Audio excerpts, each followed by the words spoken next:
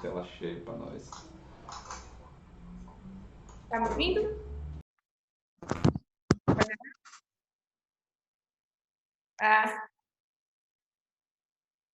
Pode orar?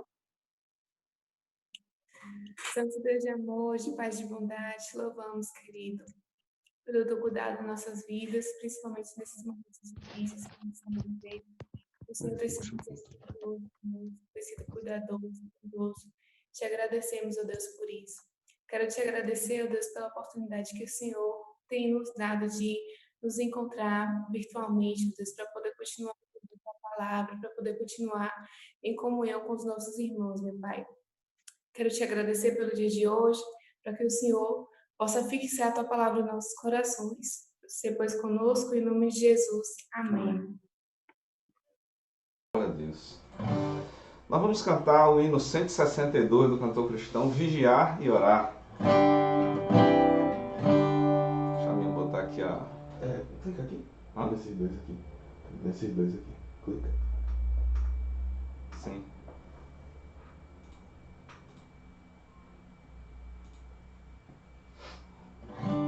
Vou botar a música para nós. Bem de manhã, embora o céu sereno pareça um dia, calma anunciar. Vigia e ora o coração pequeno, um temporal pode abrigar. Bem de manhã e sem cessar, vigiar sim orar.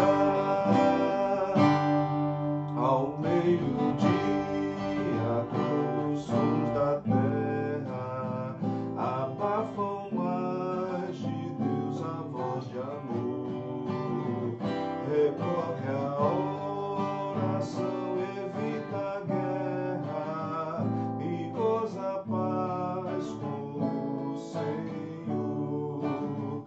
Bem de manhã e sem cessar,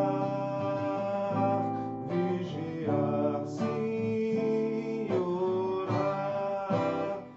Do dia ao fim, após os teus lidares, relembra as bênçãos do celeste amor e conta a Deus prazeres e pesares, deixando em suas mãos a dor. Bem de manhã e sem cessar, vigiar sim orar. E sem cessar, vigia a cada instante, que o inimigo ataca sem parar. Só com Jesus em comunhão constante é que o fiel vai triunfar. Bem de manhã e sem cessar, vigiar sim orar. Glória a Deus. Vamos abrir as nossas Bíblias no livro do profeta Isaías, capítulo 40. Nós vamos ler do versículo 27 ao versículo 31. Isaías, capítulo 40. Nós vamos ler do versículo 27 até o versículo 31. Diz assim a palavra de Deus: Por que você reclama, ó Jacó, e por que se queixa, ó Israel? O Senhor não se interessa por minha situação, o meu Deus não considera a minha causa. Será que você não sabe, nunca ouviu falar? O Senhor é o Deus eterno, o Criador de toda a terra. Ele não se cansa nem fica exausto. Sua sabedoria é insondável. Ele fortalece o cansado, dá grande vigor ao que está sem forças. Até os jovens se cansam e ficam exaustos, e os moços tropeçam e caem. Mas aqueles que esperam no Senhor renovam as suas forças, voam alto como águias, correm e não ficam exaustos, andam e não se cansam. Aleluia. Vamos repetir esse último versículo, versículo 31.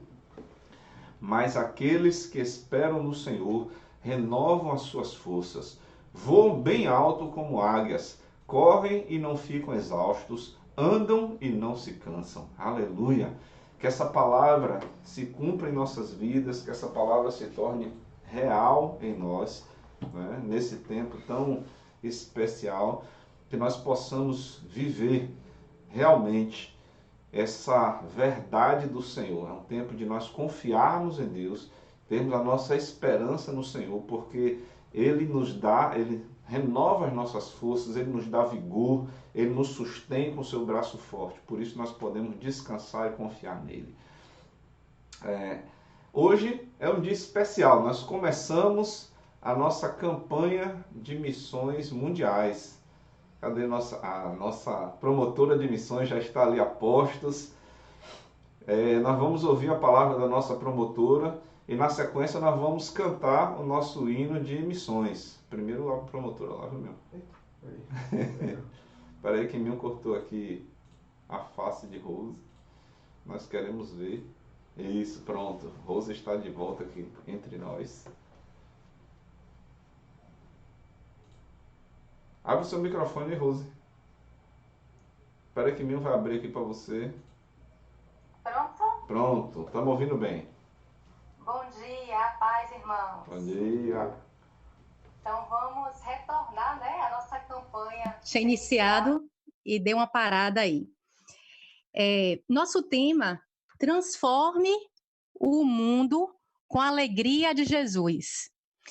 Eu não sei se os irmãos estão acompanhando, mas pelo Instagram da Junta de Missões Mundiais, a gente tem tido devocionais diárias, às 15 horas, 16 horas, é só ficar atento.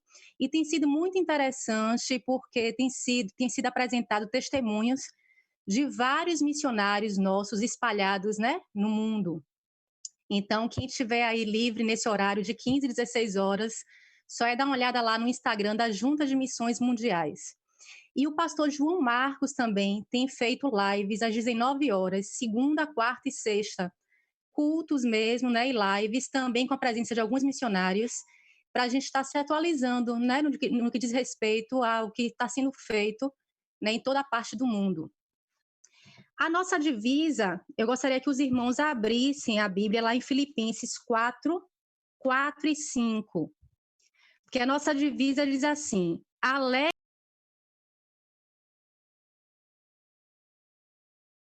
na leitura depois.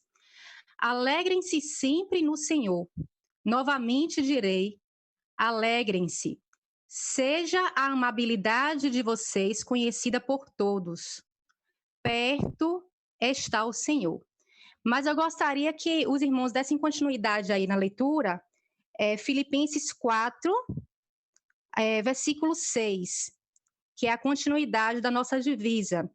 Diz assim: não andeis ansiosos de coisa alguma, em tudo, porém, sejam conhecidas diante de Deus as vossas petições pela oração e pela súplica com ações de graças. E a paz de Deus, que excede todo o entendimento, guardará o vosso coração e a vossa mente em Cristo Jesus. Eu fiz questão, irmãos, de dar continuidade à leitura, né, que segue adiante da nossa divisa, pelo momento mesmo, né, que nós estamos vivendo. E eu sei que é difícil, muitas vezes, a gente controlar, né, a nossa ansiedade, preocupados com amigos, com familiares, né, pessoas que a gente está vendo que já perdeu emprego, que já diminuiu a renda, pessoas à nossa volta mesmo, né, passando necessidade. Então, que a gente possa lembrar, né, que o nosso Deus é soberano, e que Ele pode confortar, sim, os nossos corações.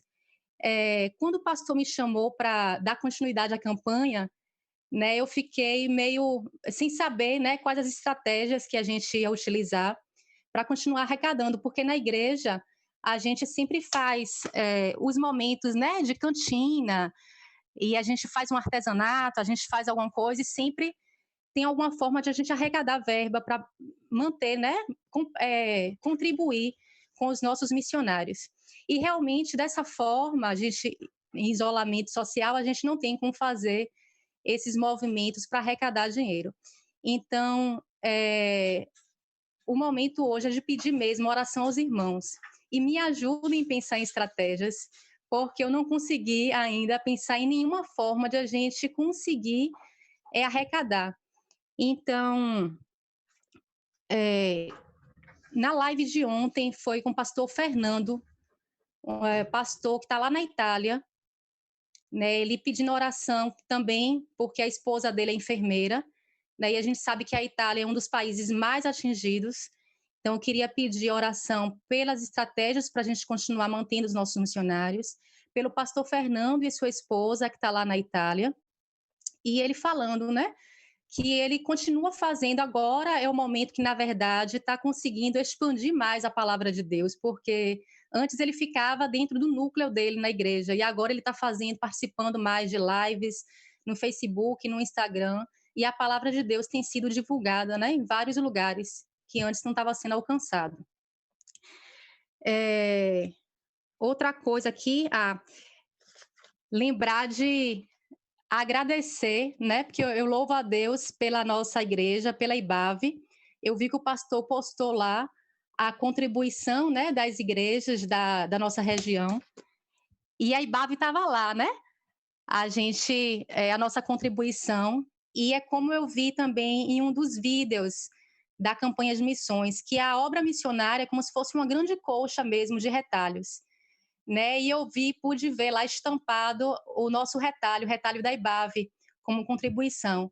Então, essa grande obra missionária, ela só vai se completar, né, quando todos os retalhos estiverem ali suficiente para cobrir toda a terra, porque assim diz a palavra de Deus, né? A gente participou, né, fez a festa da Páscoa, né, na semana passada, e a gente comemora porque Jesus ressuscitou e a gente sabe que ele vai voltar. Mas ele também disse que ele vai voltar quando toda a terra tiver ouvido falar no nome dele.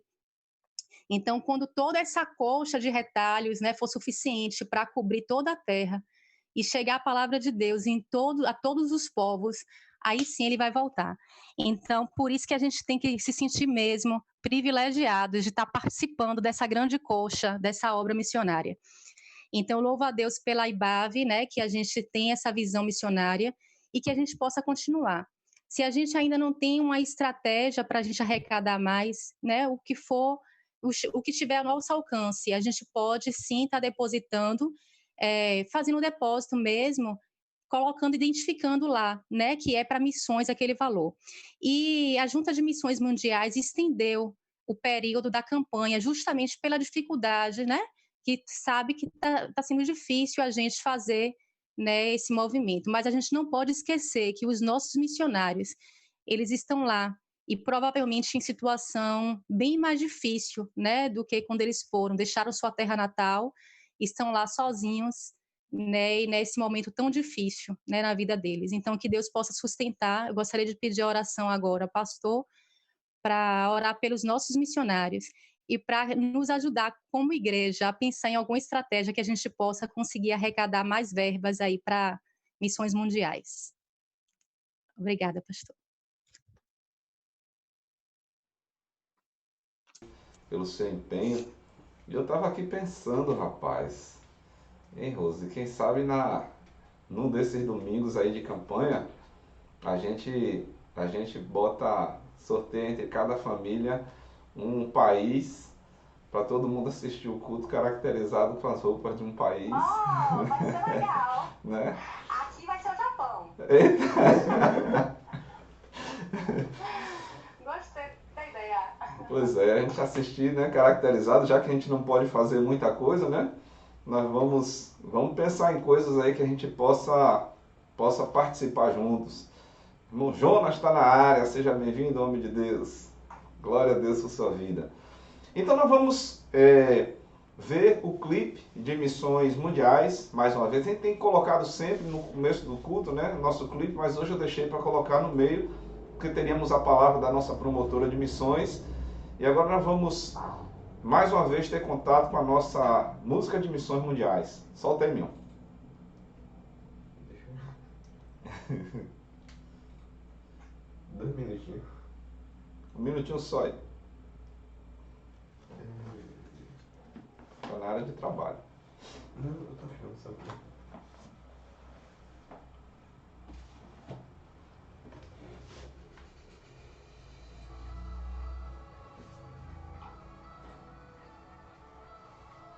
Vai. Agora. Não, peraí. Ainda não.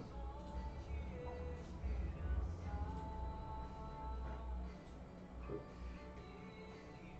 Início do início?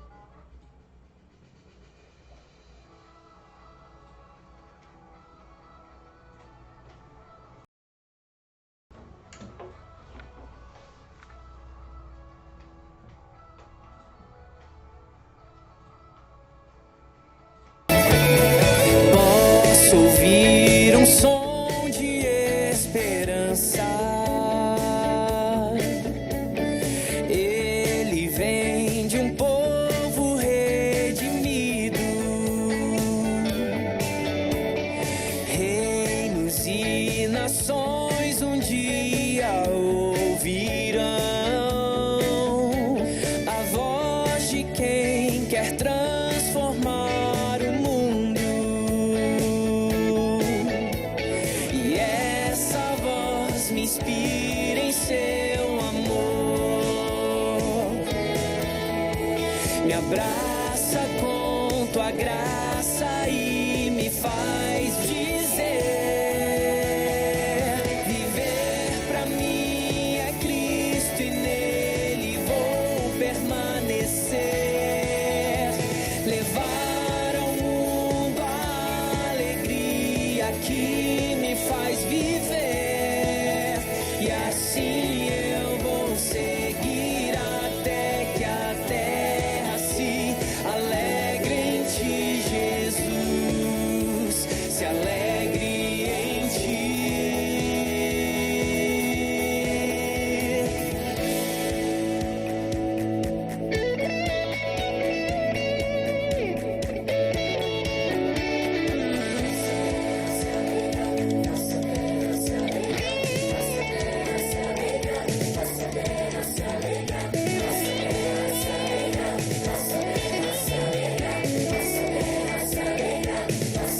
Em Jesus, em Jesus, em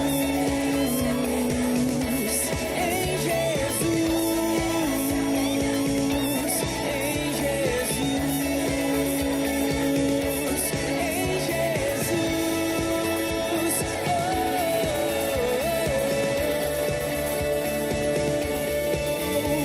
Viver pra mim é Cristo e nele vou permanecer. Levar ao mundo a alegria que me faz viver. E assim eu vou seguir até que a terra se alegre em ti, Jesus. Se alegre em ti.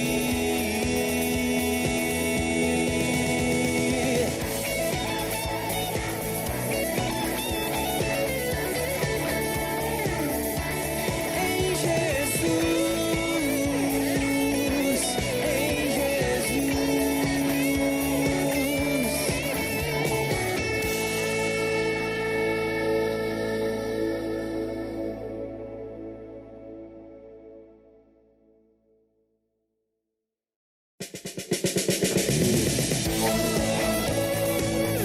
Momento missionário, né? Nós hoje tivemos a participação da nossa promotora de missões, Rose, e nós vamos encerrar esse momento orando, agradecendo a Deus pela vida dos nossos missionários. Opa. Ah, tá. Tô mudo, hein? Pronto. Não, Obrigado, Jonas. Nós vamos encerrar esse momento missionário que tivemos a participação da nossa promotora Rose. e orando, né? Agradecendo a Deus por esse momento. Eu sei que Rose me pediu para orar, mas eu queria transferir essa responsabilidade para um gringo do nosso meio aqui, ó. Tem Jonas que é o mais que é o mais próximo de um gringo que a gente tem na igreja aqui. Então nós vamos pedir a Jonas que nesse momento, Jonas, ore ao Senhor agradecendo pela vida dos nossos missionários, né? Pedindo a sua graça e proteção pela vida de cada um deles. É o de cima mesmo. Pronto, já está aberto lá. Fala aí, Jonas. Você está me ouvindo aí? Pronto, ouvindo bem. Senhor, nosso Deus, nosso Pai, nós agradecemos a Ti, Senhor, por esse momento em que podemos refletir a respeito da Tua obra. Nós agradecemos a Ti, Senhor, pelo Teu manifestar em nosso meio. E nesse momento especial, queremos orar, Senhor, pela vida de cada missionário espalhado pelo mundo. Deus, aviva a Tua obra, Senhor. Toma nas Tuas mãos, Senhor, os Teus filhos, Senhor, que deixaram suas casas, o conforto, Senhor, dos Teus lares, para levar o Teu Evangelho, Senhor. Ajuda o Senhor em todas as dificuldades, fortalece-os, Deus, onde quer que eles estejam, que eles tenham aquilo que é necessário, Deus, para resistir os dias maus, as perseguições e as dificuldades, Senhor, que surgirão, Deus, diante deles, e que cada obstáculo, Senhor, que eles enfrentarem, Senhor, os faça mais fortes cada vez mais, dada a Tua provisão, Senhor, que não falte a eles aquilo que é necessário, Deus, para a subsistência, e que eles sejam, sim, Senhor, cheios da Tua unção. Prepara os corações, Deus, que estão separados para receber a Tua palavra, Senhor. Vai de encontro a cada um, Senhor, conforme o Teu propósito, com o Teu Espírito Santo, Deus. Preparando o terreno, Senhor, para que seja semeada a Tua semente e o Teu nome seja glorificado, Senhor. A Tua palavra seja espalhada, Senhor, cada vez mais pelo mundo. Essa é a nossa oração. Dá-nos sabedoria, Deus, para contribuir da maneira que nos convém contribuir com a Tua obra, porque é também uma responsabilidade nossa, Senhor. Então, que haja no nosso coração uma vontade ardente, Senhor, de participar ativamente de tudo que eles têm feito, Senhor. E que nós possamos também fazer a nossa parte, Senhor. Inspira-nos através do Teu Espírito, Senhor, para que assim façamos, Deus, de maneira espontânea, de maneira alegre. É o que eu te peço em nome de Jesus. Amém.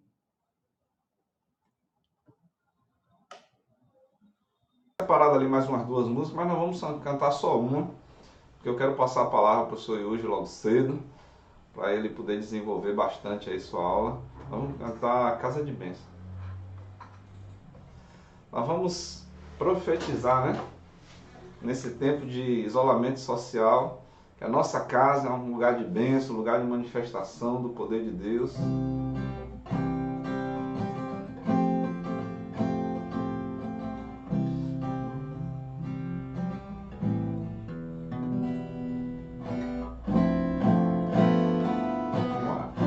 Minha casa será uma casa de bênção.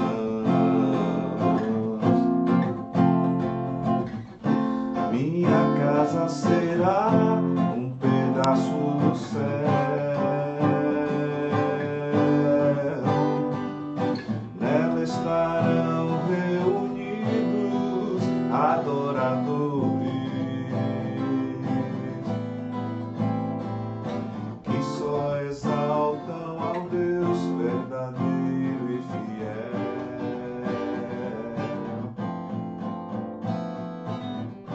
Minha casa será reconhecida como lugar de milagres e oração, onde Jesus tem prazer em ficar, onde o Espírito Santo habita, onde há prosperidade, amor e vida. Faça do meu lar, Senhor, um lugar de harmonia.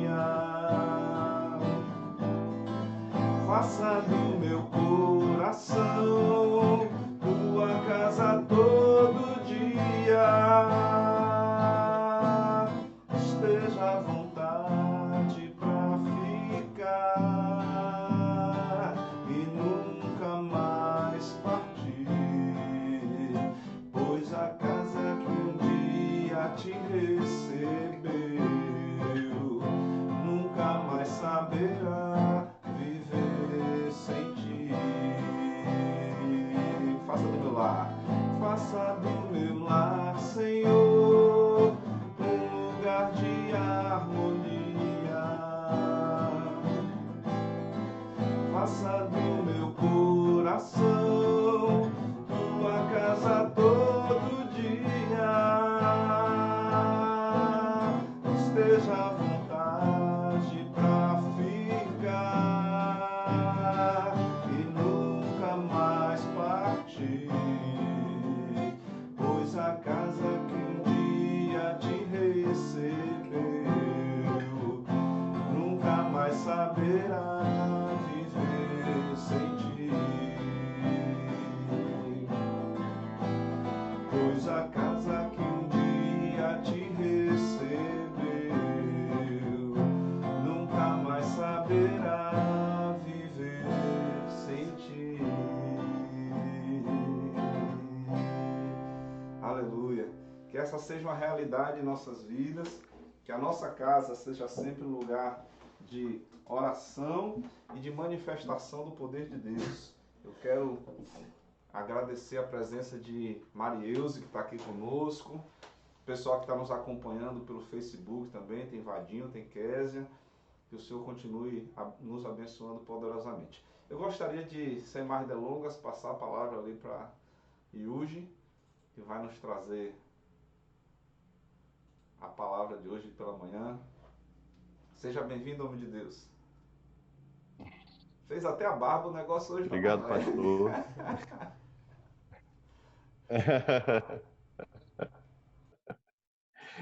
É para ficar com o clima de normalidade. Se bem que a minha normalidade é não fazer a barba.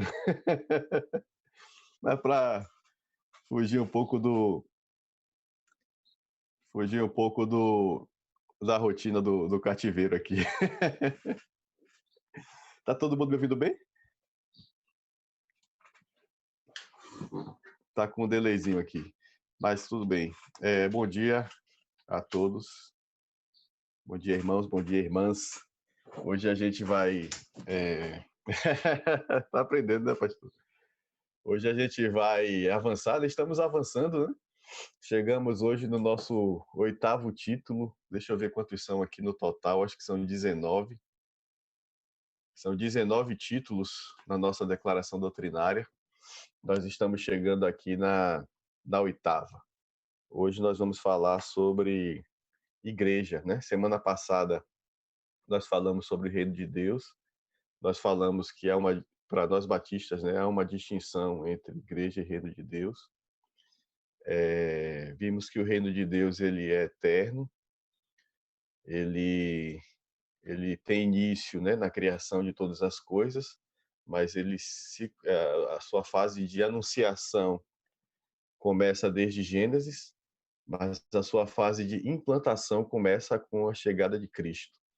Então nós vimos que Jesus fala, né, a quem lhe ouvia lá no sermão, o reino de Deus já está entre nós, e em outro momento também ele diz que o reino de Deus ainda está por vir. Então nós cremos que o reino já está pronto, mas ainda não, né? Nós já estamos vivendo o reino de Deus, mas ele ainda está em processo de implantação. Da eternidade, tudo já está consumado. Então isso é o que nos dá esperança, né? Porque a gente sabe que nada pode impedir os propósitos e os projetos de Deus. Então tudo já está confirmado da perspectiva da eternidade, mas na temporalidade nós estamos vivendo a implantação do reino de Deus. No momento ele é um reino invisível, ele está dentro de cada cristão e se manifesta para o mundo por intermédio de sua igreja, né? Então, esse é o tema da aula de hoje. Nós vamos tratar de igreja. E na aula passada, nós vimos que o reino de Deus é a esfera de autoridade na qual a igreja existe. Vimos, portanto, que se o reino de Deus ele surge com a criação, mas começa a ser implantado com o advento de Cristo, né? A igreja ela só passa a existir no período neotestamentário, né? Então, muito embora as mesmas palavras em grego e em hebraico que se utiliza para a igreja já tivessem sido utilizadas desde o início, né? O que nós hoje chamamos de igreja, né? Começa no dia de Pentecostes, né? Em Atos 2. Essa é a forma como nós batistas interpretamos a doutrina da igreja. Eu vou compartilhar aqui a minha tela. Vou fazer hoje pelo celular, porque parece que meu computador é mais problemático, apesar de que eu estou testando aqui hoje a internet e está bem rápido, tanto um quanto em outro.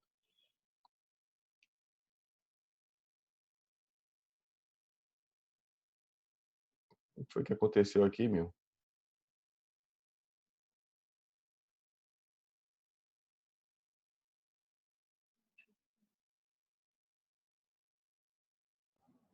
Pra gente aqui travou agora. É porque eu preciso. É porque eu. Peraí. Eu acho que toda vez que vai tentar compartilhar, vai dar problema.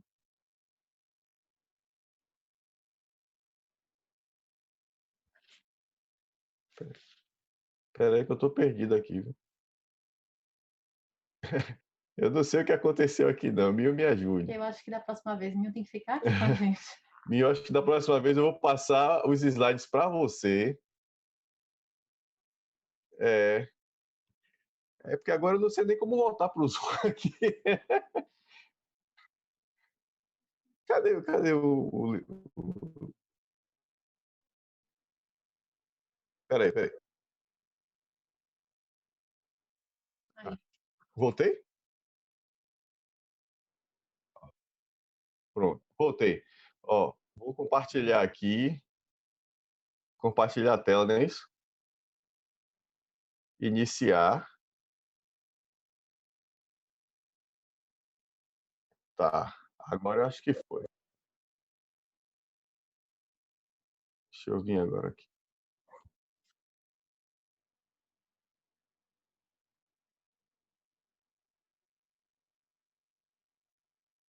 Dá para ver aí agora? Aqui não foi, não.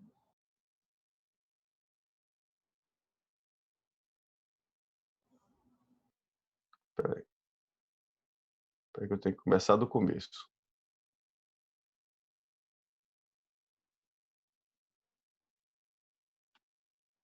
Eu estou vendo aqui no Facebook também para ter um retorno, mas no Facebook tem um delay grande. Tem um delay grande. Aqui só tá o nome do Yuji, mas não estou vendo a tela dele, não. Tá vendo a tela, não? Quem mais não tá vendo a tela? Lucas, tá vendo a tela, Lucas? Tô vendo a tela de hoje, normal, tá aparecendo os slides. Pra mim tá aparecendo os slides também. Tá aparecendo aí princípios e doutrinas batistas? Sim. Título, beleza? Isso. Então o problema é comigo aqui, eu vou ver o resumo. Beleza, então. Então vamos lá, né? Para começar, eu quero ler com os irmãos o texto que está em Mateus. Mateus capítulo 16, os versículos que vão de 16 a 19. Esse texto, para contextualizar, né? Discípulos vão falar com Jesus, porque alguns estão dizendo que Jesus é João, outros que Jesus é Elias, e outros que ele é Jeremias ou algum dos profetas. E aí Jesus pergunta a eles: e vós, quem dizeis que sou? Né? E aí, inspirado pelo Espírito Santo, Pedro responde o seguinte, versículo 16: Tu és o Cristo, o Filho do Deus vivo. Jesus respondeu: Feliz é você, Simão, filho de Jonas, porque isto não lhe foi revelado por carne ou sangue, mas por meu Pai que está nos céus. E eu lhe digo que você é Pedro, e sobre esta pedra edificarei a minha igreja, e as portas do Hades não poderão vencê-la. Eu lhe darei as chaves do reino dos céus. O que você ligar na terra terá sido ligado nos céus, e o que você desligar na terra terá sido desligado nos céus. esse texto ele anuncia a formação da igreja, né? Repare que no versículo 18, o verbo edificar está no futuro, né? E sobre esta pedra edificarei a minha igreja, e as portas do Hades ou do inferno, dependendo da versão, né? Não poderão prevalecer contra ela, não poderá vencê-la. Existe uma controvérsia em cima desse texto, né? Os romanos alegam nesse texto que Pedro é a pedra fundamental da igreja. Nós protestantes acreditamos que é a declaração de Pedro que é a pedra fundamental da igreja, né? Mas de qualquer sorte, nesse texto, Jesus está dizendo justamente que ele vai edificar a sua igreja. Portanto, quando a gente pensa em igreja, nesse sentido que nós entendemos hoje como igreja, nós estamos falando de um evento, de uma instituição que é neotestamentária, né? Muito embora algumas linhas, inclusive protestantes, acreditem que a igreja começa lá com a escolha do povo de Israel para ser o povo de Deus, nós entendemos que aquilo era, sim, uma anunciação da igreja, mas é como Paulo fala aos Romanos, né?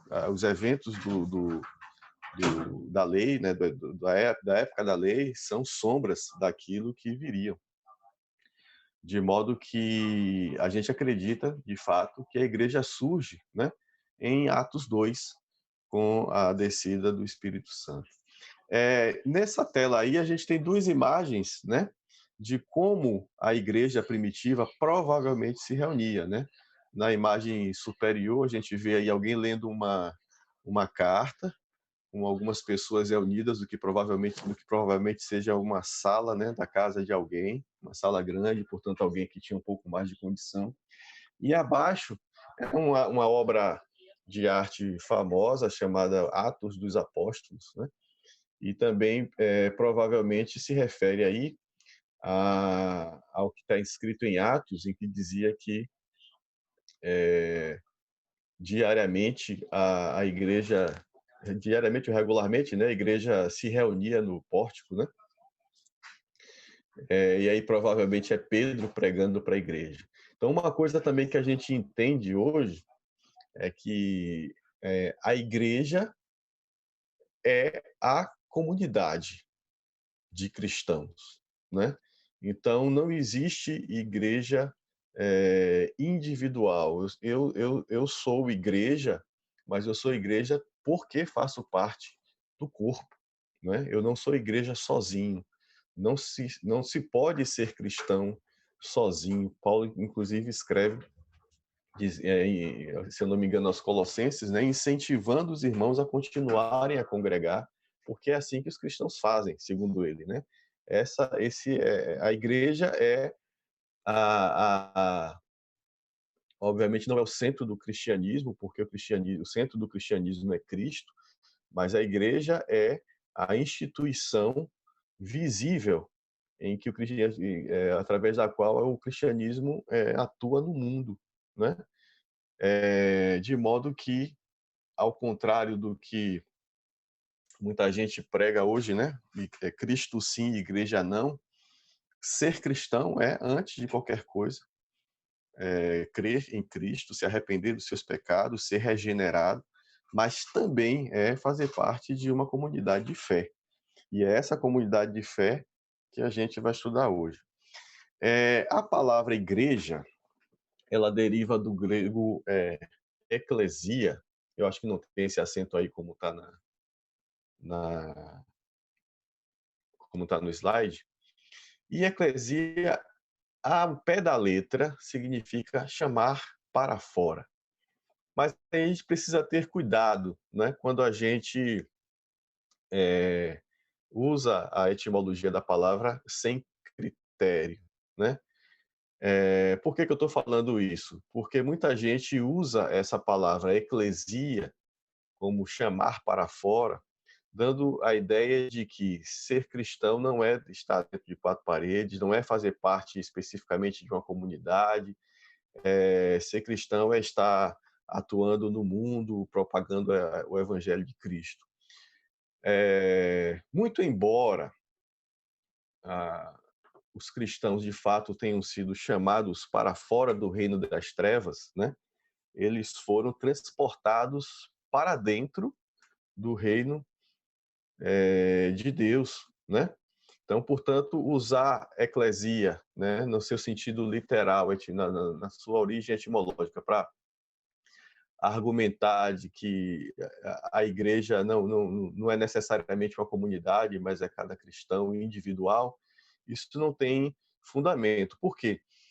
Porque nem sempre o autor do Novo Testamento está usando a palavra no seu sentido original em que ela foi criada, né? É uma coisa que a gente, às vezes, se confunde, né?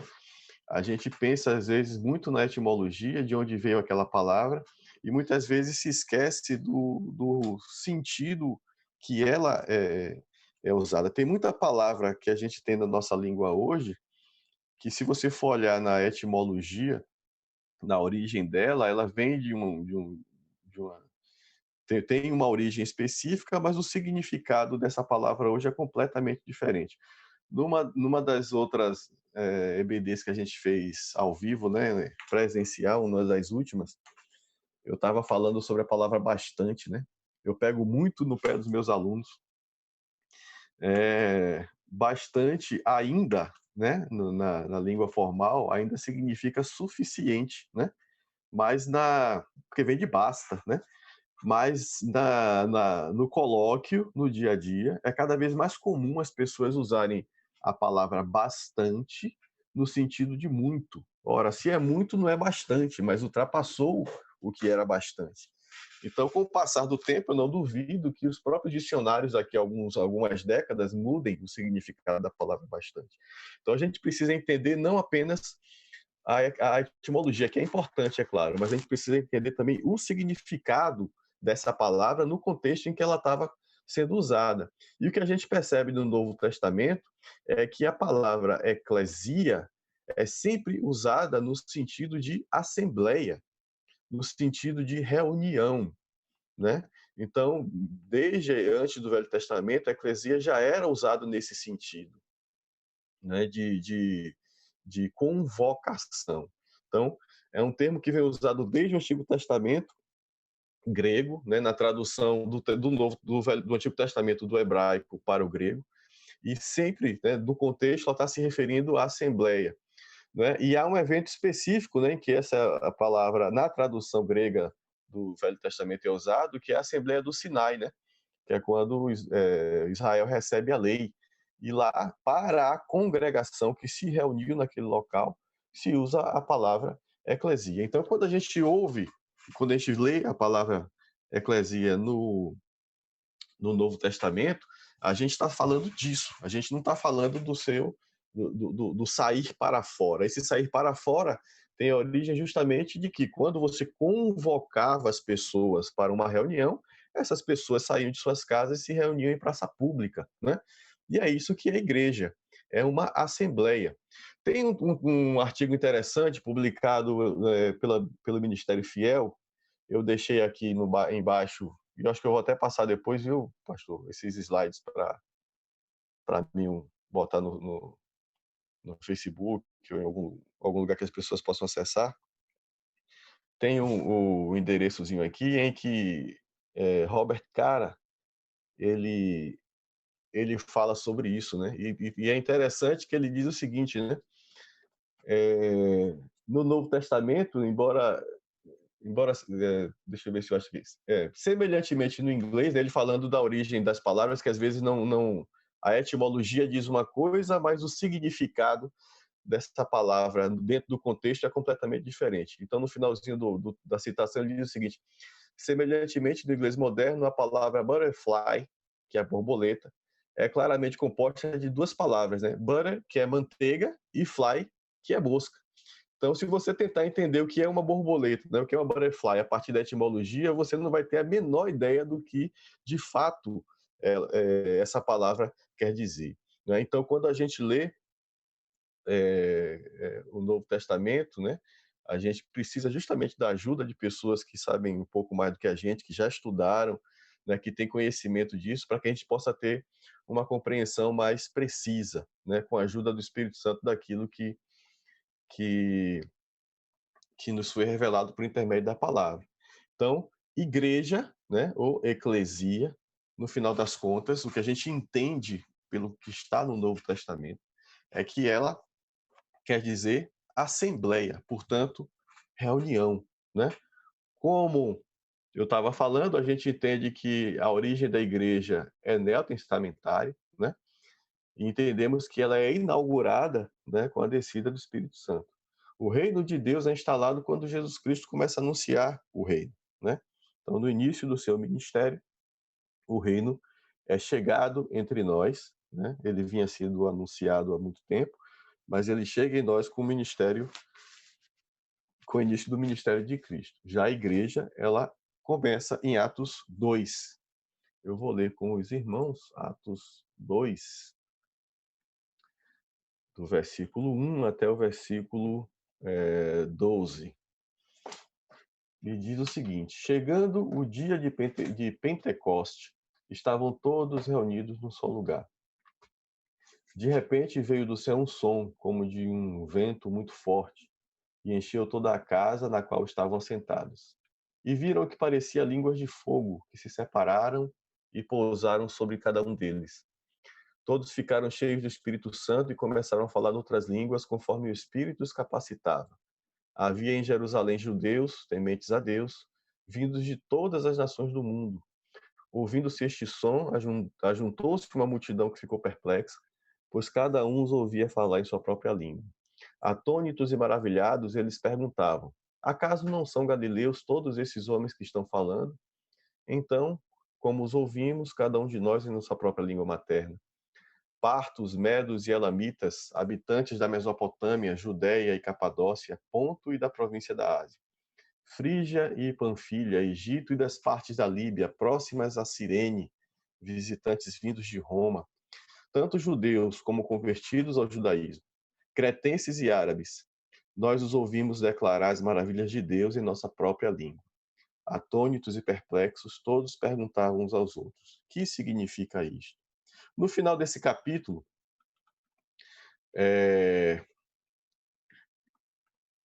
a partir do versículo 41, diz assim: os que aceitaram a mensagem foram batizados, e naquele dia houve um acréscimo de cerca de 3.000 pessoas. E veja bem, versículo 42 em diante: eles se dedicavam ao ensino dos apóstolos e à comunhão, ao partir do pão e às orações. Todos estavam cheios de amor e muitas maravilhas e sinais eram feitos pelos apóstolos. Todos os que criam mantinham-se unidos e tinham tudo em comum. Vendendo suas propriedades e bens, distribuíam a cada um conforme a sua necessidade. Todos os dias, versículo 46 é importante, todos os dias continuavam a reunir-se no pátio do templo. Partiam o pão em suas casas e juntos participavam das refeições com alegria e sinceridade de coração, louvando a Deus e tendo a simpatia de todo o povo. E o Senhor lhes acrescentava todos os dias o que iam sendo salvos. Veja bem, meus queridos e minhas queridas, né? Nesse texto a gente entende que houve o derramado do Espírito Santo sobre os cristãos, que nesse momento ainda não haviam sido chamados de cristãos, e ocorre aí sim a fundação da igreja. E esses versículos finais do capítulo descrevem como é que essa igreja se comportava, né? Então, se reuniam, continuavam a se reunir no pátio do templo. Então, regularmente ocorria essa assembleia. Essas pessoas iam para o pátio do templo se dedicar ao ensino dos apóstolos, né? E partiam também o pão em suas casas. Então, você dizer que a igreja eu posso fazer em qualquer lugar, sim, mas não sozinho. Igreja de um homem só, de uma mulher só, não existe.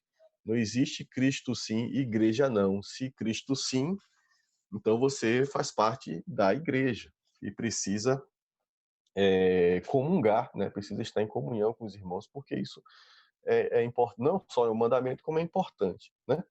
A igreja, como eclesia, né, aparece no Novo Testamento 109 vezes e aparece em 2 contextos diferentes.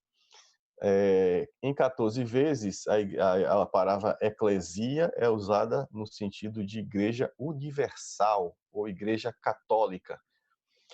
E 95 vezes aparece como congregação local, né? Como um grupo de crentes que fazem parte de uma mesma comunidade de fé. No sentido universal ou no sentido católico, que é o que significa a palavra católica, né? Universal. No entanto, nós, muito embora nos declaremos cristãos pertencentes à Igreja Católica de Cristo, não somos nem romanos e nem adeptos da seita de Edir Macedo, né? No sentido universal, a igreja é a totalidade dos crentes salvos em todos os tempos e em todos os lugares, né? Então, no sentido mais amplo, que é quando a palavra igreja aparece nessas 14 vezes no Novo Testamento, o autor ele está falando de todos os cristãos que viveram em todos os tempos e em todos os lugares, e ainda daqueles que não estavam vivos naquela época, que estavam por vir, no caso, nós, né? E a gente ainda pode dizer, nesse sentido, portanto, que existem duas subdivisões dessa Igreja Universal. Talvez não seja consenso, mas alguns autores acreditam, né, que você possa se referir a uma igreja militante, que seríamos nós, né? A igreja que hoje ainda milita, né? Ainda atua no mundo, e a igreja triunfante, que não só é a igreja do futuro, né? A igreja glorificada, mas é a igreja também formada por todos os santos que já morreram e que já estão na glória, né? É aquela história, mais uma vez, né? O reino já está pronto, mas ainda não, né? Então, nós fazemos hoje parte, né, dessa igreja universal que atua no mundo, que está ainda aqui, que é, como a gente falou na semana passada, uma agência do reino de Deus nesse tempo e nessa época, né? Mas existe também a igreja universal no sentido de que existem os irmãos que já morreram, que já estão na glória, e que eles também fazem parte dessa igreja universal, né? E com fé em Deus todos nós estaremos com eles no futuro. No segundo sentido, espera aí que eu avancei demais.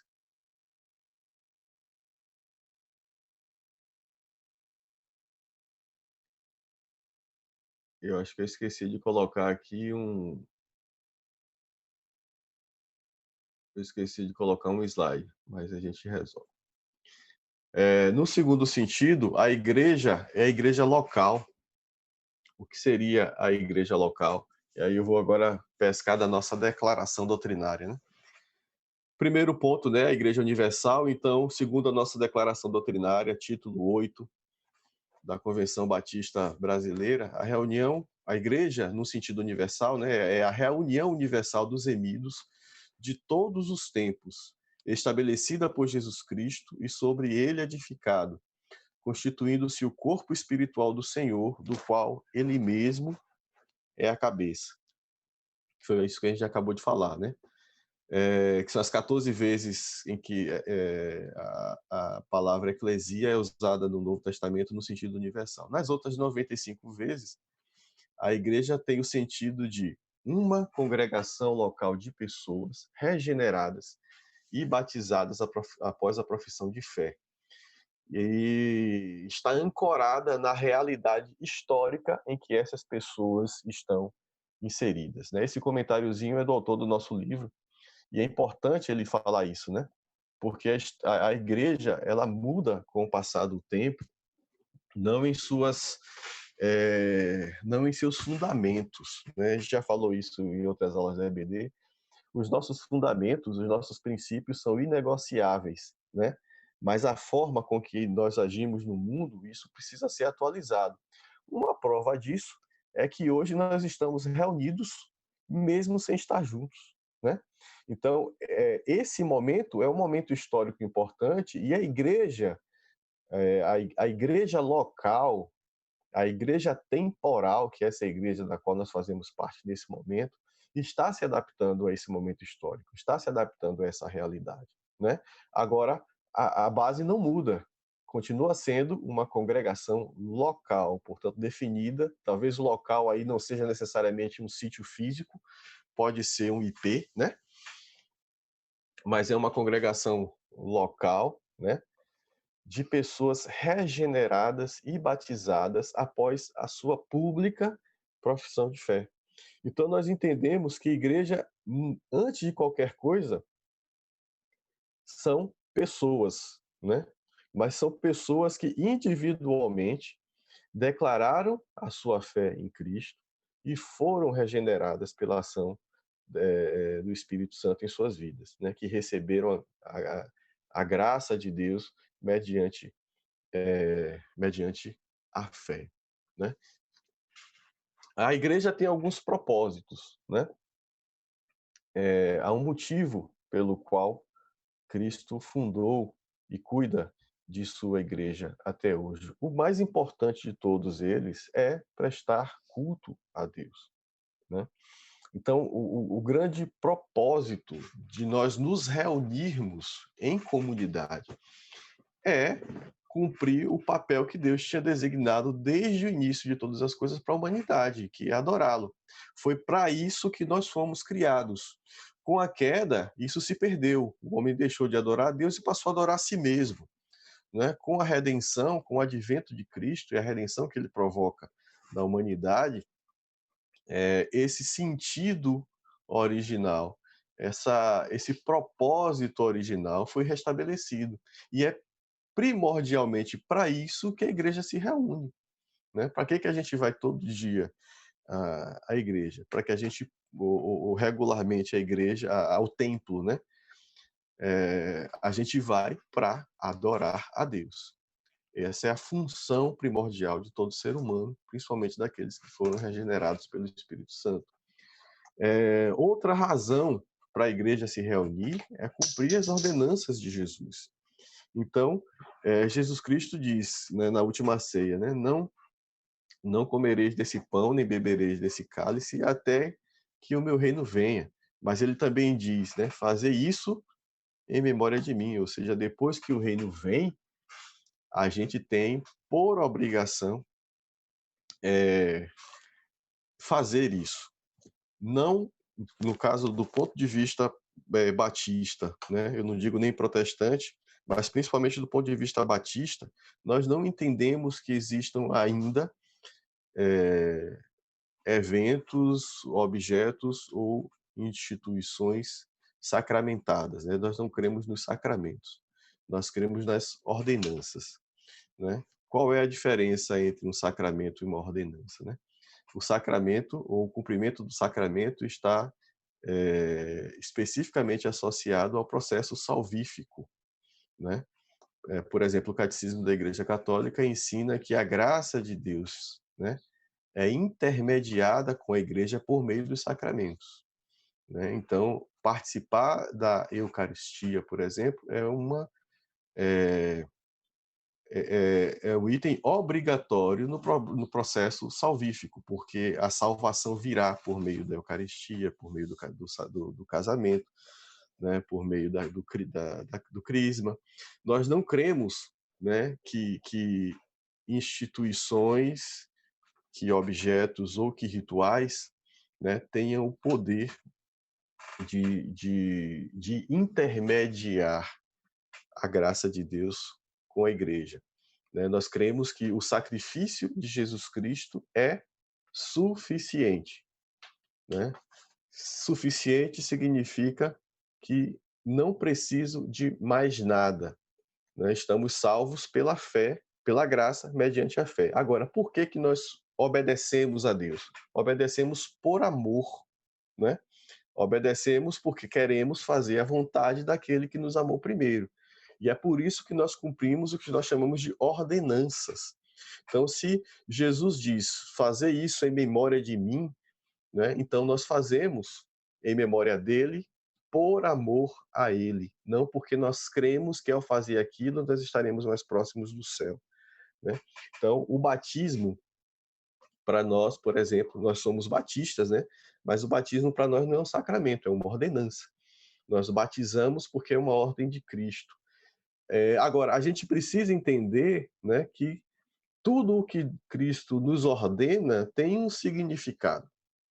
E há uma razão para isso, né? Então, há um significado no batismo.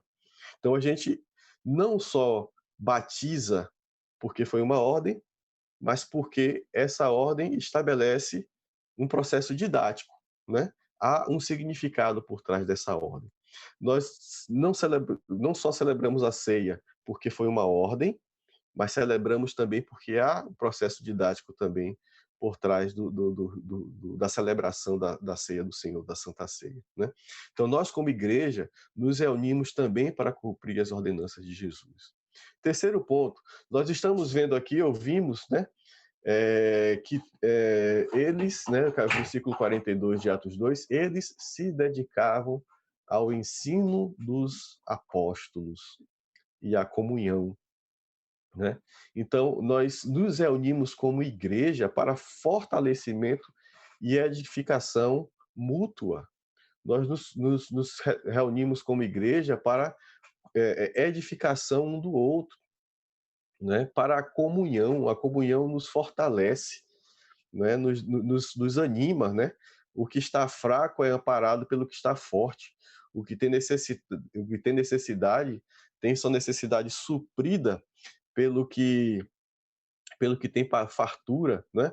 Versículo 46, todos os dias continuavam a reunir-se no pátio do templo e partiam pão em suas casas e juntos participavam das refeições com alegria e sinceridade de coração, né? E interessante que no versículo 47, Lucas diz, né, louvando a Deus e tendo a simpatia de todo o povo. E o Senhor lhes acrescentava todos os dias o que iam sendo salvos. Então, essa reunião tem esse sentido, né?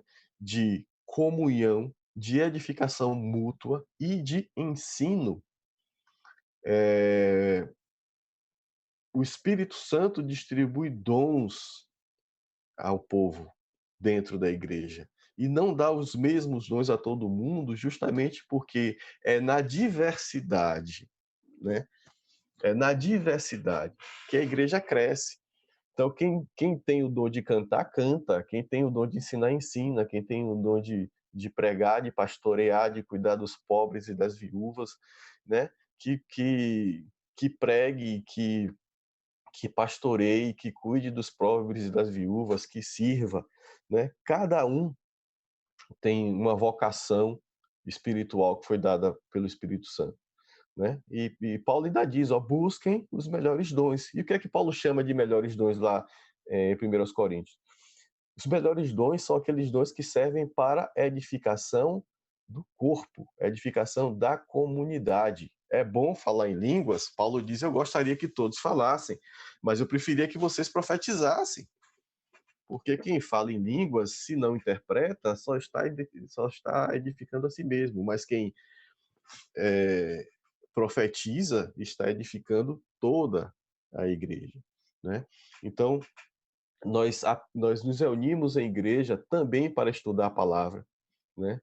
Para tirar as nossas dúvidas, para nossa edificação mútua, né? Para o nosso fortalecimento, nossa motivação, para compartilharmos as alegrias e as tristezas, né? Então, nesse sentido, a igreja realmente não é a igreja que fica presa dentro das quatro paredes, né?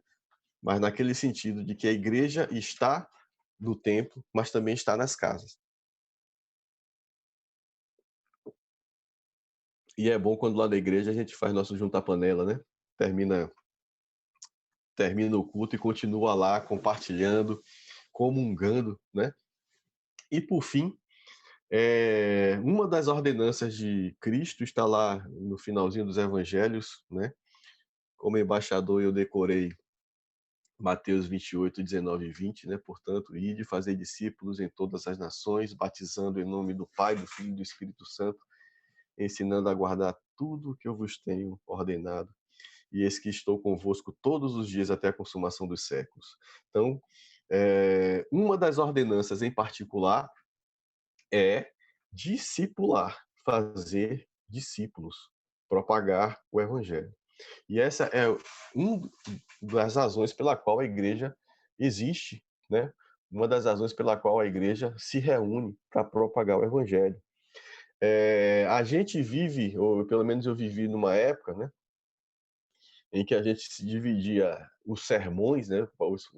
Em geral, os pastores dividiam os sermões em sermões doutrinários e sermões evangelísticos, né? Então você tinha domingo de manhã lá na igreja que eu frequentava na época, em Proclamação, domingo de manhã e quarta-feira à noite a gente tinha os sermões doutrinários, em que o pastor ensinava a igreja. E no domingo à noite a gente tinha o sermão evangelístico, né? Que é aquele sermão clássico, né? De chamar o pecador ao arrependimento, de fazer apelo, né? Nem sempre foi assim, né? O evangelho na igreja primitiva ele era propagado por meio do ensino da própria palavra, né? Então, uma compreensão que a gente hoje tem, e a IBAV tem essa compreensão, é de que a melhor forma de você evangelizar é ensinar a palavra de Deus. Então, a gente tem feito isso, né? Nós temos o pastor Cleverson, ele tem feito as pregações, né, os sermões expositivos, a gente escolhe um livro, uma carta e vai esmiuçando ela, né? E a gente vai sendo edificado a cada dia e pelo ensino as pessoas vão ter a condição de entender o evangelho e de ser convencido pelo Espírito Santo de seus pecados, né? Outra coisa que a Convenção Batista Brasileira também tem investido é na evangelização no sentido de discipulado. É muito importante você ter a palavra de evangelização, o apelo, né? Eu vivi mesmo na minha adolescência os grandes eventos evangelísticos, né? Obra Santa, você tinha no mundo todo, né, as conferências de Billy Graham, de outros grandes evangelistas, né?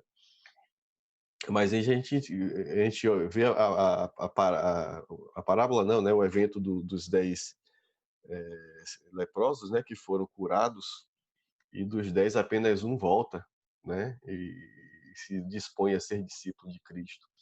Então, é uma estatística bíblica, né? 10% daquelas pessoas que levantam a mão lá no estádio de futebol vão continuar sendo cristãos, vão fazer parte de uma comunidade de fé, e as outras 90% vão voltar para a vida que tinham antes. Por quê? Porque não foram discipuladas. Então, o que a CBB entende hoje é que Cristo nos manda discipular pessoas. E a gente discipula pelo exemplo, né? A gente discipula pelas nossas ações, pelas nossas atitudes.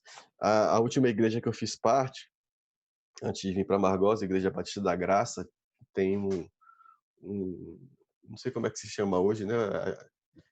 Você tem a missão, né? Eu acho que era a missão da igreja. Isso virou moda de certa forma, mas é interessante. E a missão da igreja era propagar Cristo com atitudes, ações e palavras, né? Nessa ordem, né?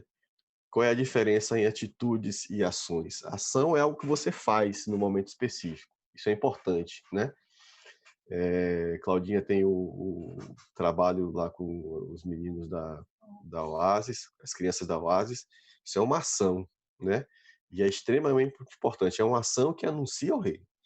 Mas mais importante do que a ação é a atitude, né? Então, ao conviver com Cláudia, você percebe uma atitude no seu dia a dia, na sua vida diária, que anuncia o reino, e anuncia o reino com mais veemência do que as ações, né? E por fim vem a palavra. A palavra, não estou me referindo à palavra de Deus, mas estou falando ao falar, né? Então, não adianta a gente ter um discurso bonito se as nossas ações e as nossas atitudes são diferentes daquilo que a gente prega. Então, quando a gente discute aqui que o propósito da igreja é propagar o evangelho, a gente está falando de uma igreja que é relevante para este tempo.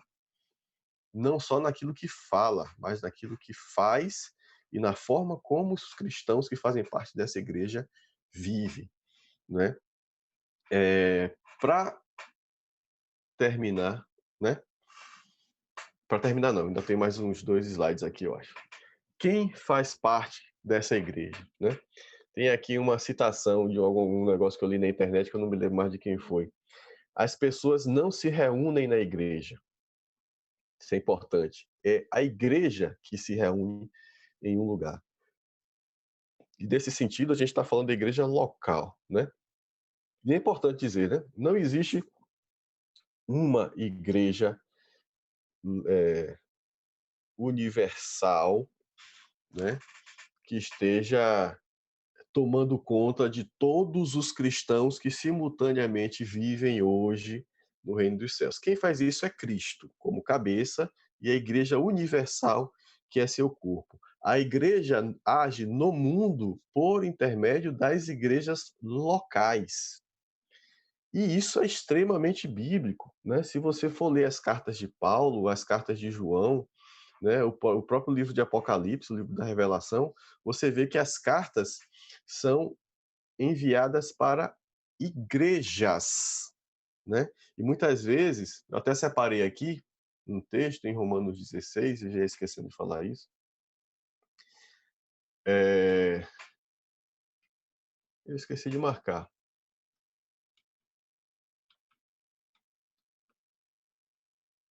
Mas, enfim.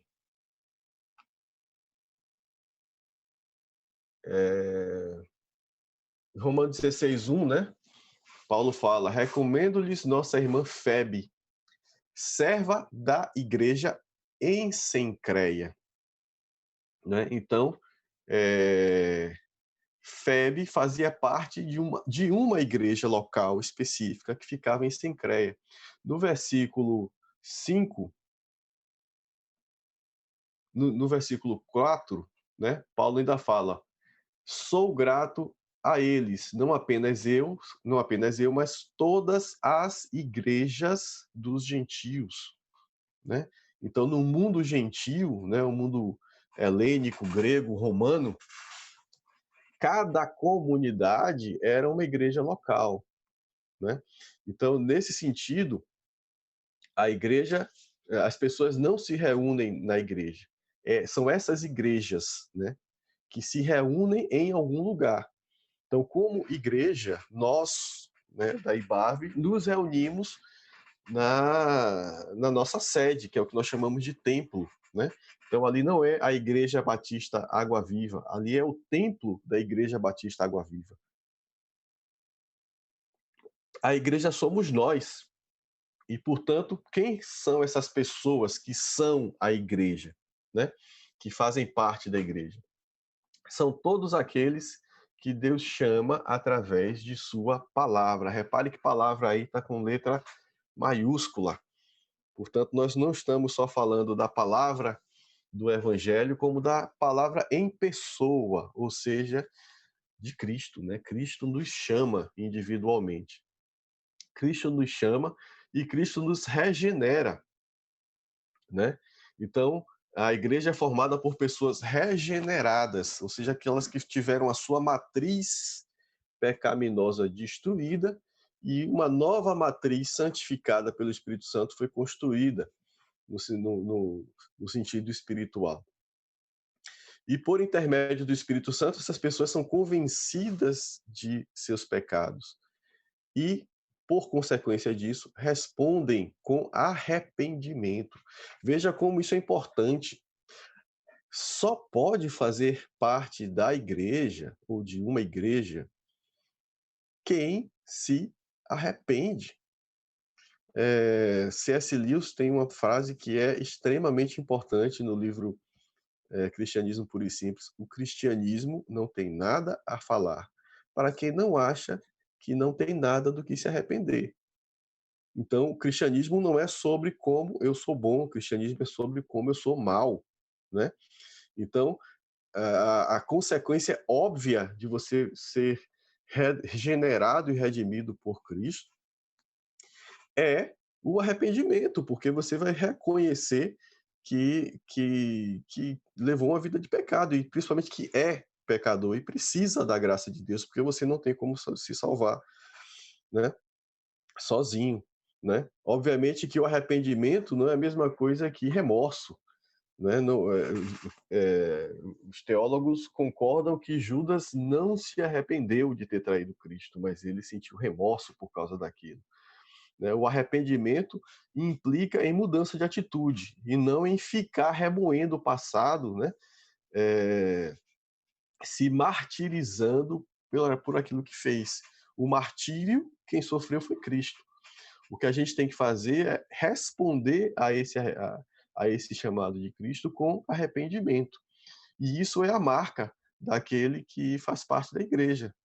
Isso é a marca dos membros da igreja, é o arrependimento. Então, se eu não me arrependi daquilo que eu fiz, se eu não entendo que eu sou pecador e não consigo resolver os meus problemas espirituais sozinhos, né, eu ainda não faço parte dessa igreja, eu ainda não sou essa igreja. Então, eu preciso responder, ser chamado por Cristo, eu preciso ser regenerado pelo Espírito Santo, eu preciso estar convencido de que sou pecador e preciso ter me arrependido dos meus pecados, né? Essas são as marcas da identidade eclesiástica, né?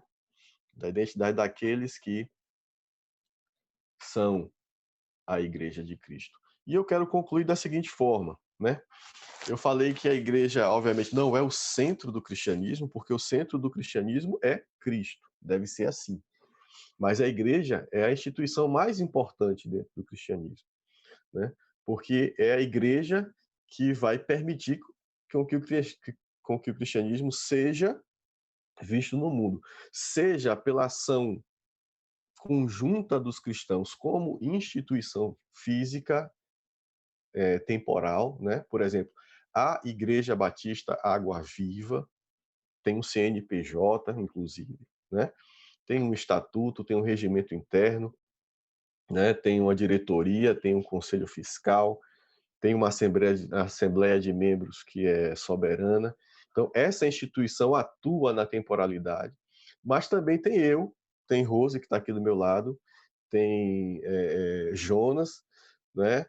E sua família, né? Que também são a igreja, né? Então, é nesse sentido que a igreja é a instituição mais importante, porque ela é a agência do reino de Deus na temporalidade, nesse mundo, né? E precisa ser relevante.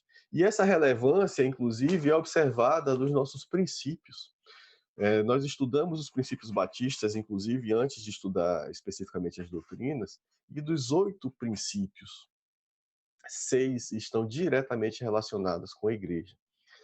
O primeiro princípio relacionado com a igreja é o princípio da igreja composta por indivíduos regenerados e biblicamente batizados, né? Quando a gente fala indivíduos regenerados, nós estamos falando naquele sentido que vimos no slide anterior. Aquela pessoa que ouviu o chamado de Cristo, né? Aquela pessoa que, por intermédio do Espírito Santo, foi convencido de seus pecados, se arrependeu, se converteu, né? Foi regenerada e hoje vive um processo de santificação. Isso não acontece aos lotes, isso não acontece por hereditariedade, isso acontece individualmente. Por isso que o princípio é igreja composta por indivíduos, né?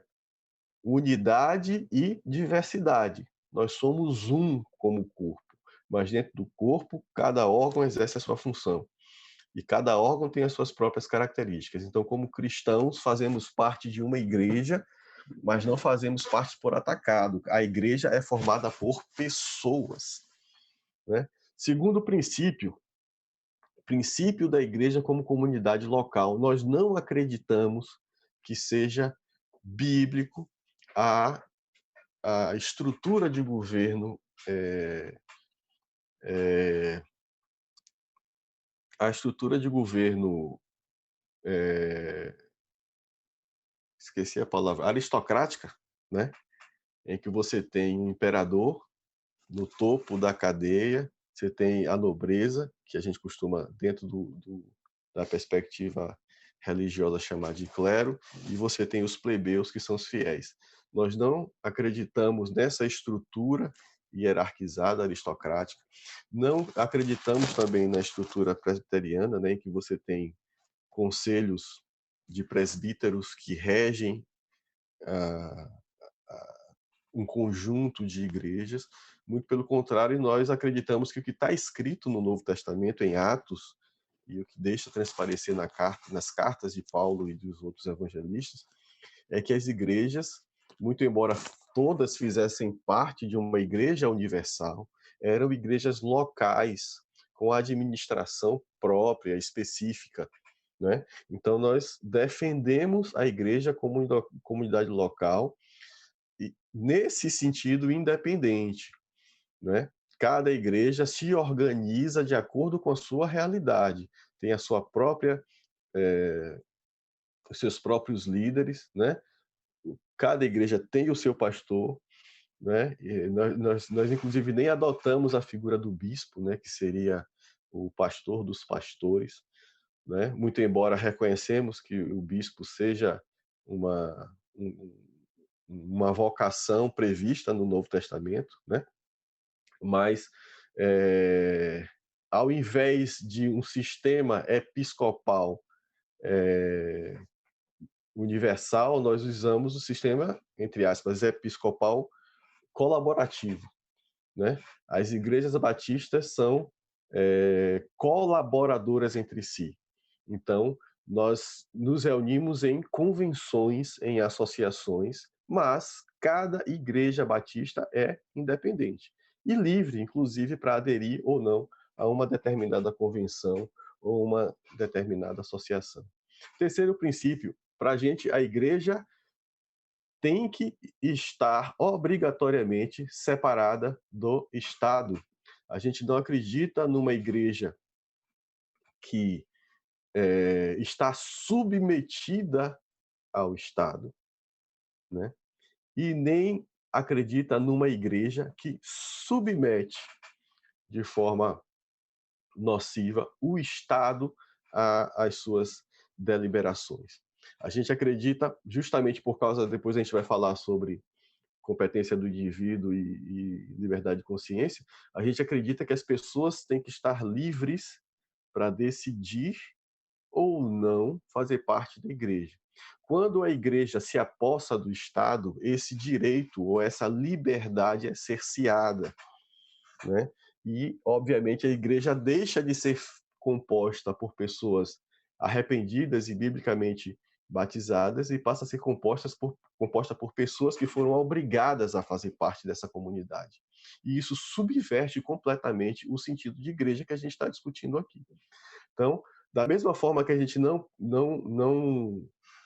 acredita numa igreja que é soberana sobre o Estado, a gente também defende a independência da igreja em relação ao Estado. O Estado não tem autoridade para dizer o que a igreja pode ou não fazer dentro das competências que são exclusivas da igreja. Por exemplo, quem pode ou não fazer parte da igreja, isso não compete ao Estado. Compete à igreja e exclusivamente à igreja. Quem pode ou não se casar dentro da igreja não compete ao Estado, mesmo porque o casamento não é uma instituição estatal. O casamento é anterior ao Estado e é uma instituição religiosa, portanto, é uma competência da igreja.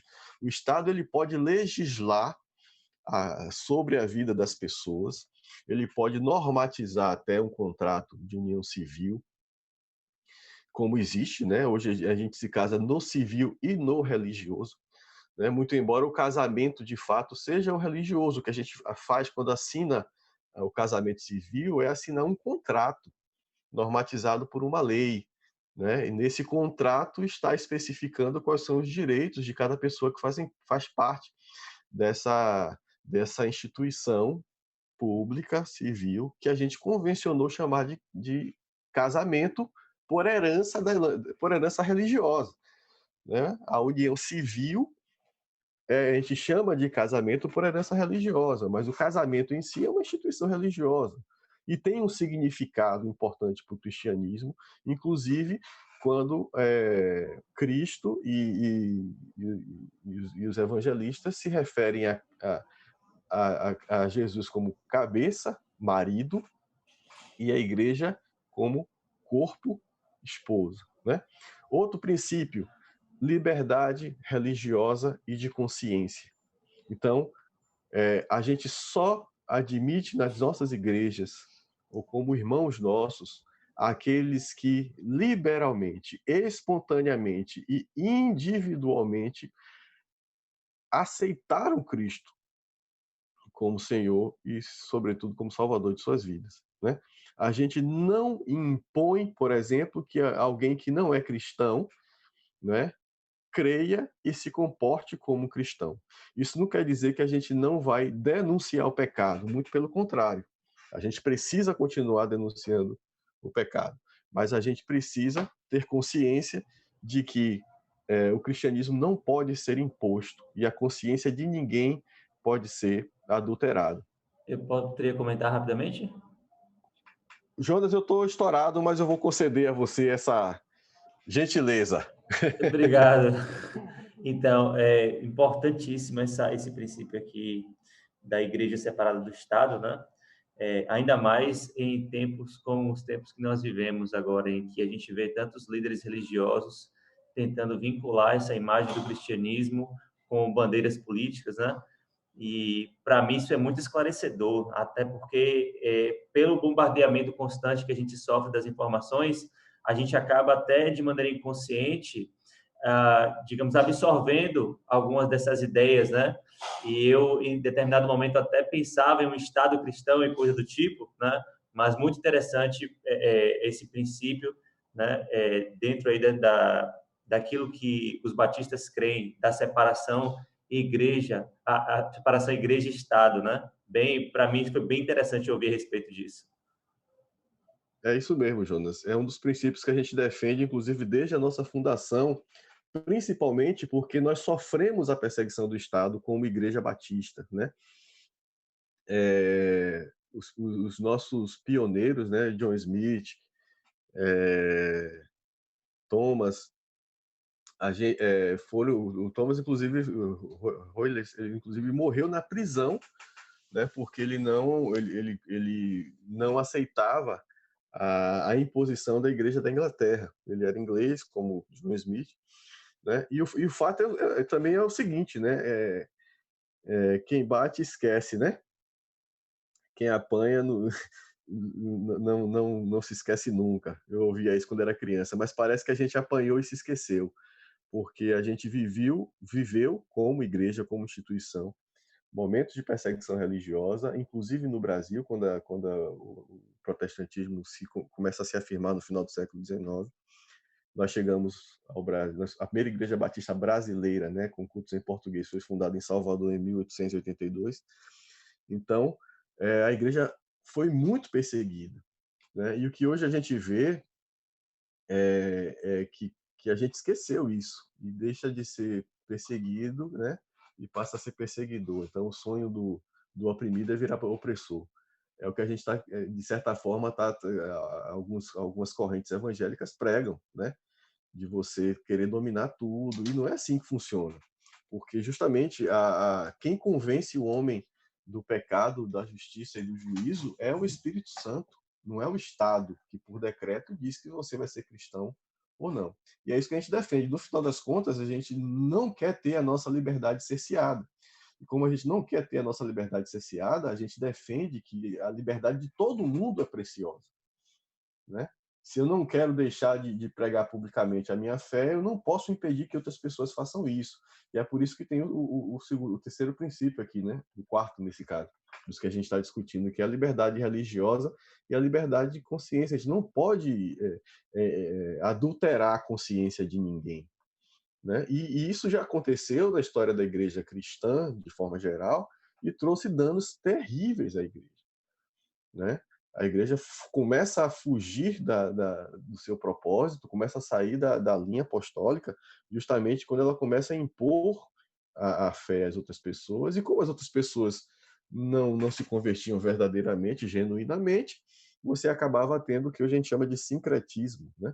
Você tem a absorção de outras religiões pela igreja. Só para terminar agora, que realmente eu já estou bem atrasado, o princípio da competência do indivíduo diz que cada indivíduo é competente, capacitado por Deus para dar conta da sua própria vida. Isso se baseia também na doutrina do sacerdócio universal do crente. Cada crente é sacerdote de sua própria vida. Portanto, cada ser humano ele tem competência cognitiva, né, para dar conta de suas próprias decisões, né? Então, se a pessoa está na igreja e não é verdadeiramente cristã, ela vai continuar, eu digo estar na igreja, está comungando com a igreja, né, participando das reuniões, frequentando os cultos, né, as casas. E ela não é verdadeiramente cristã, o problema não é da igreja. O problema é dela, né? É essa pessoa que precisa se converter. E a parábola do joio e do trigo mostra isso com muita clareza. E, no fim, né, o princípio da igreja evangelística e missionária. Então, como cristãos batistas, né, protestantes, históricos, né, muito embora há uma controvérsia se somos históricos ou não, porque a gente só surge lá para o século XVII, né? Nós defendemos uma igreja que discipula, que prega a palavra, né? Por atitudes, por ações, né? E verbalmente também, né? E uma igreja evangelística e missionária. Repare que são coisas diferentes. A igreja evangelística é aquela que atua na sua comunidade, atua no mundo, fazendo a diferença, propagando a mensagem do evangelho. A igreja missionária é aquela que expande as suas fronteiras, né?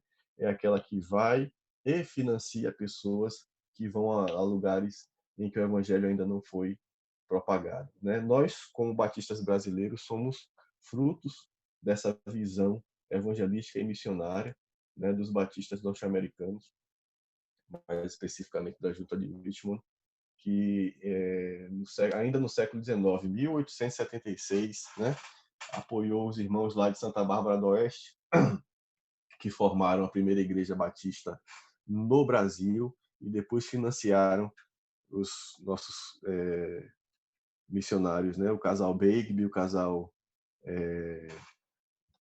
Taylor, junto com Antônio Teixeira de Albuquerque, que vieram para Salvador fundar a primeira igreja batista brasileira com cultos em português, né? Então, se não fosse a ação dessa igreja evangelística e missionária, né, nós hoje não estaríamos aqui em Amargosa, né, discutindo esses princípios. Eu acho que acabou. Deixa eu descompartilhar. Eu não sei como faz isso. Vou fechar isso aqui. Me descompartilha aí se é possível ou não.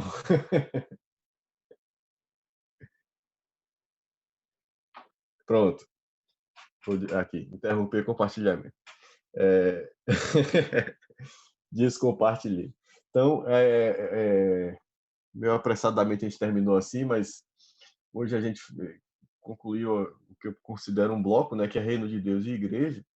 E na semana que vem nós vamos para um outro bloco, o bloco das ordenanças, em que a gente vai discutir batismo e ceia do Senhor, né? Como batistas, é importante a gente entender o que é o batismo e a nossa compreensão de batismo.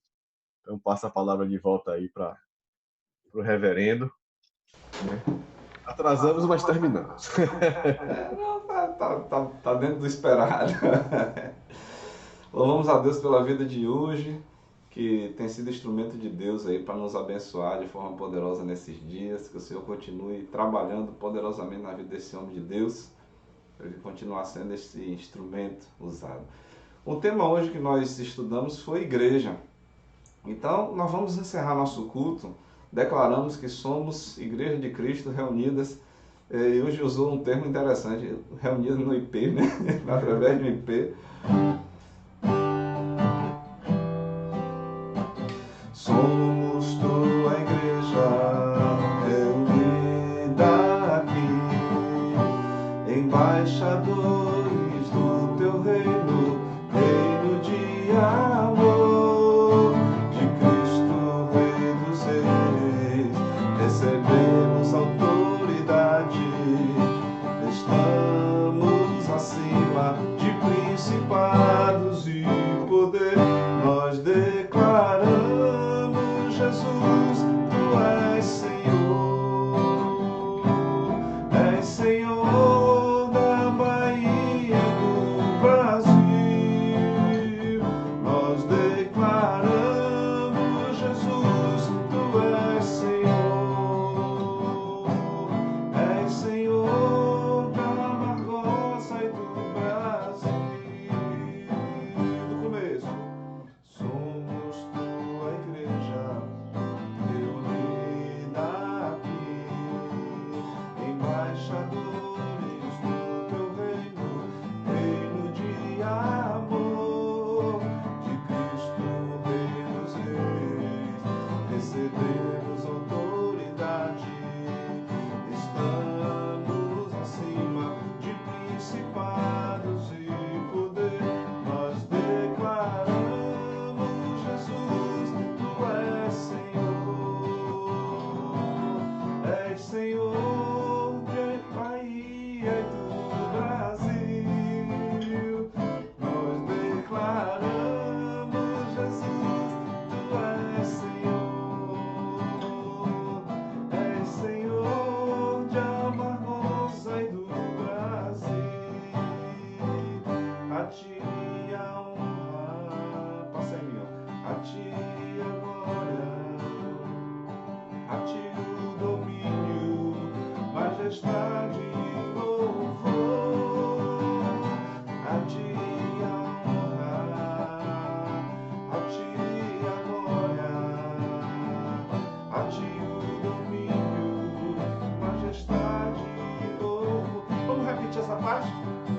A ti a honra, a ti a glória, a ti o domínio, majestade e louvor, a ti a honra, a ti a glória, a ti o domínio, majestade e louvor. Nós declaramos Jesus, tu és Senhor da Bahia e do Brasil.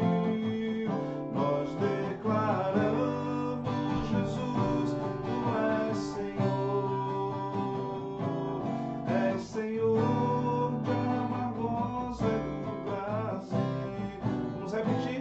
Nós declaramos Jesus, tu és Senhor da Bahia e do Brasil. Nós declaramos Jesus, tu és Senhor de Amargosa e do Brasil. Glória a Deus, bendito seja o nome do Senhor. Nós vamos orar encerrando o culto desta manhã, agradecendo a Deus por seu cuidado, sua misericórdia em nossas vidas, está nos preservando, ministrando aos nossos corações. É uma alegria ver o rostinho de cada um de vocês, né? Vocês têm sido bênção para a gente nesses tempos. Vamos orar? Querido Deus, muito obrigado, Pai, por esse tempo tão precioso aqui na Tua presença, por estarmos juntos, Senhor, ouvindo a Tua palavra, sendo ministrados por Ti. Mais uma vez queremos abençoar a vida de Uja, a sua família, declarando a Sua graça, a Sua misericórdia sobre a vida do Teu servo e sua família, Senhor. Oramos também, Pai querido, por todos aqueles que precisam trabalhar nesses dias, que o Senhor continue guardando, livrando de todo mal, Senhor. Oramos em especial pela cidade de Piauí, que teve um rapaz morto de ontem para hoje. Nós te imploramos, Senhor, que a tua misericórdia esteja sendo estendida sobre aquela cidade, sobre o teu povo que ali está também, Senhor. Ó Deus, oramos por nós, te implorando que a tua misericórdia continue sendo estendida sobre nossas vidas, nos livrando do mal, Senhor. Ó Deus, que nós estejamos preparados para tudo aquilo que o Senhor tem para nós nesse tempo, que esse seja um tempo de crescimento, seja um tempo de alegria, seja um tempo, Senhor, e mesmo que privados da comunhão, de estar perto um dos outros fisicamente, mas nós queremos te render graças porque através da tecnologia nós podemos estar juntos, mesmo distantes. Muito obrigado, Senhor, porque o Senhor tem nos feito igreja, o Senhor tem nos abençoado, o Senhor tem nos limpado, o Senhor tem cada dia mais trabalhado conosco e nos levado em direção à perfeição. E nós sabemos que essa perfeição alcançaremos no dia de Jesus Cristo, mas nós queremos te bendizer porque o Senhor não desiste de nós e tem insistido conosco. Pai querido, abençoa cada família nesse dia de hoje. Que esse dia, Senhor, dedicado a Ti, seja um dia também onde nós vejamos a Tua boa mão sobre nós, que o Teu Santo Espírito continue a ministrar aos nossos corações.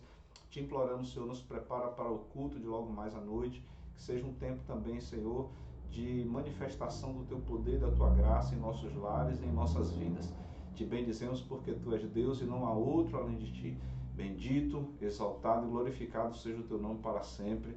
Nós te oramos e te agradecemos no precioso nome de Jesus. Amém e amém. Queridos, até logo mais à noite, 18 horas, estamos juntos, se Papai do Céu assim nos permitir. Grande abraço, até logo mais. Um cheiro.